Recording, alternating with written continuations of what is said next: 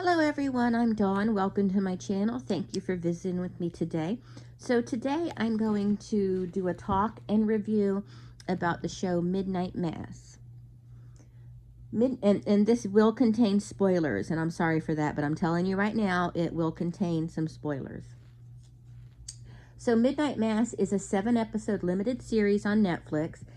It's about an isolated island community that experiences miraculous events after the arrival of a priest who the citizens believe to be filling in for their beloved Monsignor Pruitt. The first episode opens at the scene of a deadly car crash. Riley Flynn is sitting handcuffed on the side of the road as EMTs fruitlessly perform CPR on a girl laying on the ground.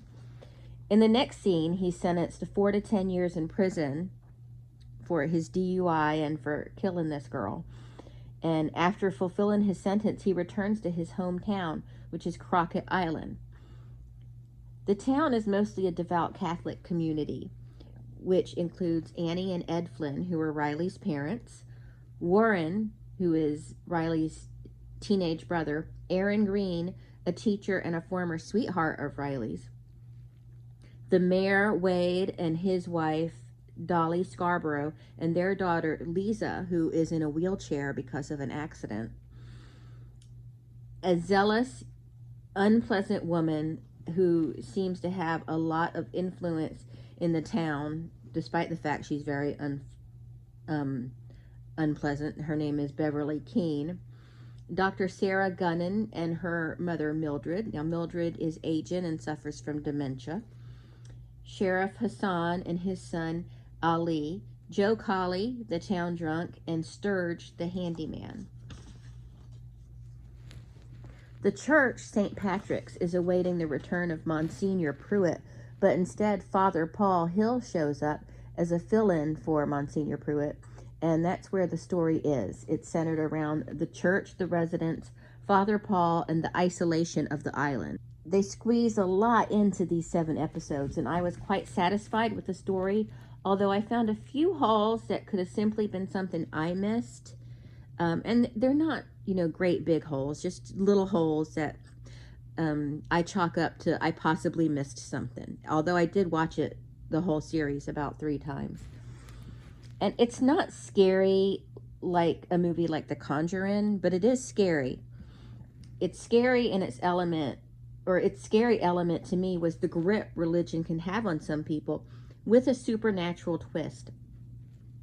This island has seen tragedy. There was an oil spill, there was a fire on the island, and all of these things affected the population, and it's a fishing community, and that's, that was their money, where they made their money, and it's kind of a die-in community.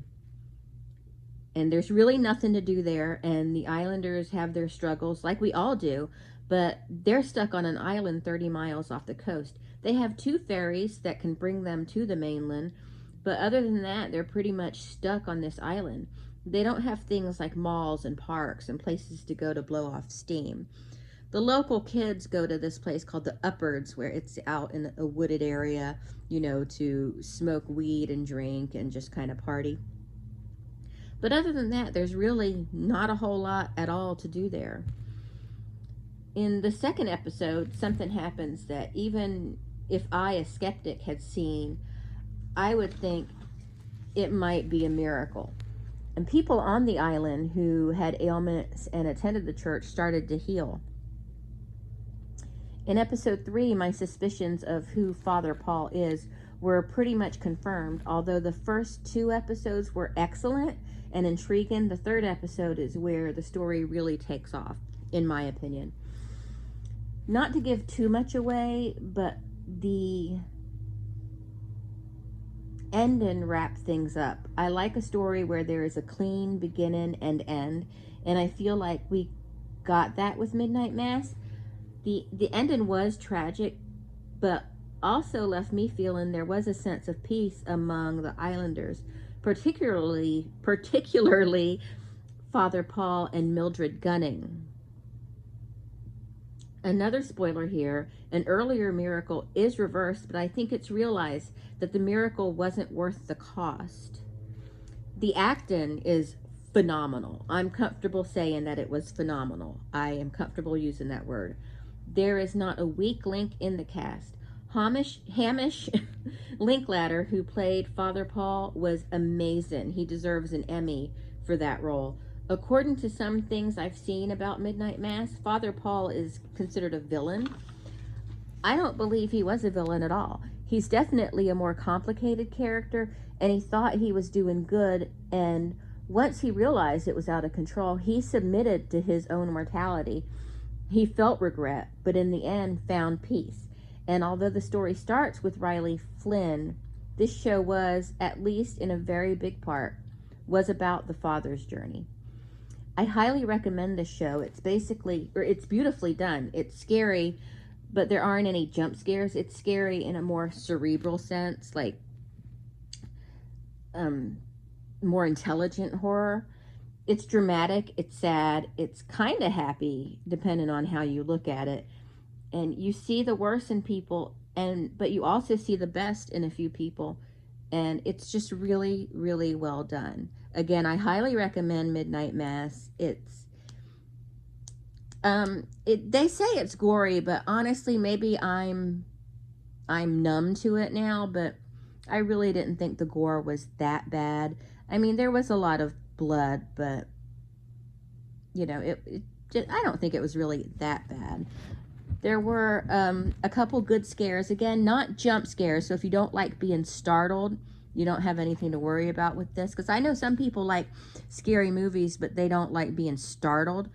So I think that a Midnight Mass is a good pace for someone that likes something scary, but they don't want over-the-top constant terror. So, so again, I highly recommend it, and I hope you give it a watch. If you have seen it, let me know what you think of it down below. And if you haven't seen it and you do check it out, come back and leave a comment on here to let me know what you think. I personally loved it, and I think it deserves a lot of attention. Thank you so much for watching. I hope you enjoyed this. I chose this format just because I kind of wanted to honor the show by showing stills from it. So I hope you enjoyed this. Thank you so much for watching. I'll talk to everybody soon. Bye-bye.